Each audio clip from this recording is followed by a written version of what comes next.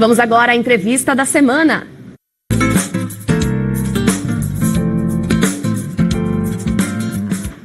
E o entrevistado de hoje é engenheiro agronômico e administrador de empresas, Alexandre Fautora, diretor da SGS do Brasil, empresa líder em agricultura de precisão, presente em vários estados aqui no Brasil e também no exterior. Alexandre, muito obrigada pela presença, seja bem-vindo. Eu que agradeço a presença de vocês. A gente vai falar um pouquinho sobre a evolução do nosso agronegócio nos últimos anos, né? Um pouco sobre a agricultura de precisão, essa tecnologia que vem sendo aplicada cada vez mais no nosso agronegócio, né? Acho que hoje uma frase interessante que é o avanço da tecnologia vem mudando a maneira de pensar o agronegócio, é isso? É verdade. A agricultura de precisão hoje já está presente nas nossas lavouras brasileiras.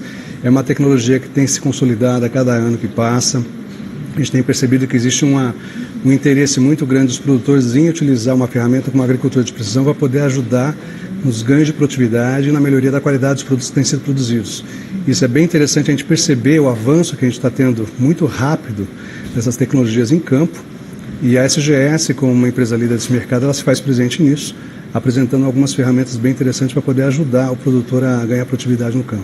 Quais são essas ferramentas? Conta pra gente. Na verdade, a gente trabalha muito com sensoriamento remoto, né? A gente trabalha através de imagens de satélite, onde a gente consegue monitorar tudo o que está acontecendo no campo e a partir daí, junto com práticas que a gente faz de coleta de solo no campo, através de um grid amostral que a gente trabalha, a gente consegue trazer recomendações agronômicas com um pouco mais de precisão, por isso que se chama-se agricultura de precisão, né?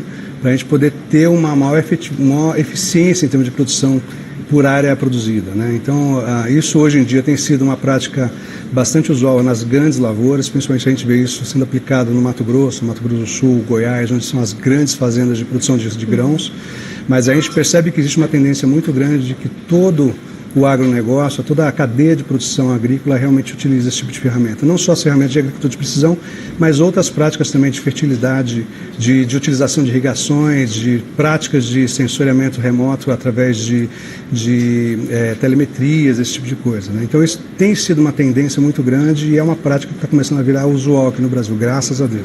E como está o Brasil, né, em relação a outros países? A gente vem avançando, mas a gente acha que tem um caminho também para percorrer ainda longo, né? É verdade. A gente, na verdade, é um país tipicamente agrícola, né? A gente é um país que o PIB brasileiro ele é movido pelo agronegócio, né? Então, a atividade agrícola para a gente é uma atividade extremamente importante.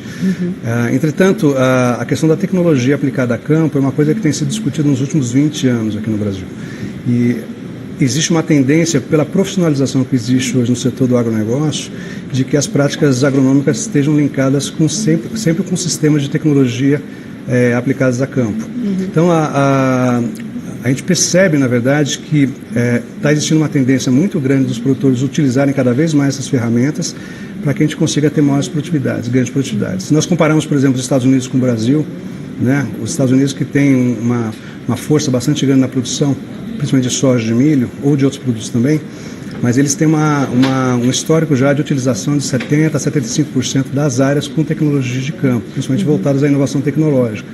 Aqui no Brasil a gente imagina que deve ter em torno de 10% a 15% ainda, então a gente tem uma grande avenida pela frente aí para poder explorar nesse sentido, né? É verdade, um baita potencial, né? É verdade. E um outro assunto também, assim, contextualizando tudo isso, que é a importância da pesquisa, né? Sim. Até queria que você comentasse um pouquinho dos laboratórios que vocês têm também na SGS, que são importantíssimos para a agropecuária, né? É verdade. No agronegócio, a pesquisa é extremamente importante, é visceral praticamente, porque é através da pesquisa que a gente consegue trazer novas variedades, novas técnicas de cultivo, novos insumos, né? E assim a gente consegue avançar e ganhar produtividade. Então a pesquisa, sob o ponto de vista da gente, ela é extremamente importante e estratégica para que haja realmente um avanço do agronegócio.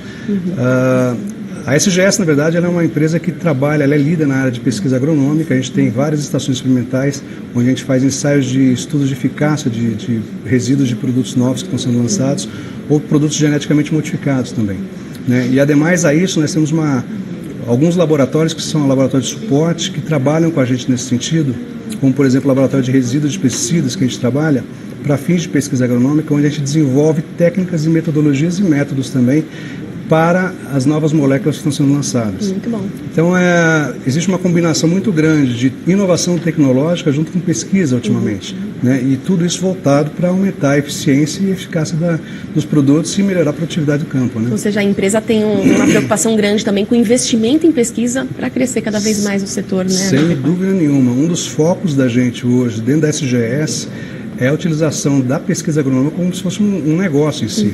Então, hoje a SGS ela possui 8 estações experimentais espalhadas no Brasil inteiro, em pontos estratégicos, para a gente poder fazer ensaios de pesquisa, aproveitando os microclimas ou as regiões, na verdade, para poder explorar todo o potencial ou de um defensivo novo ou de uma variedade nova que está sendo lançada e verificar qual que está sendo o comportamento dessas plantas e desses produtos em campo, né? É um negócio bastante interessante. Tá certo, Alexandre, muito obrigada pela presença aqui no Jornal Terra Viva. Nada, a gente que agradece, agradeço a oportunidade e obrigado também.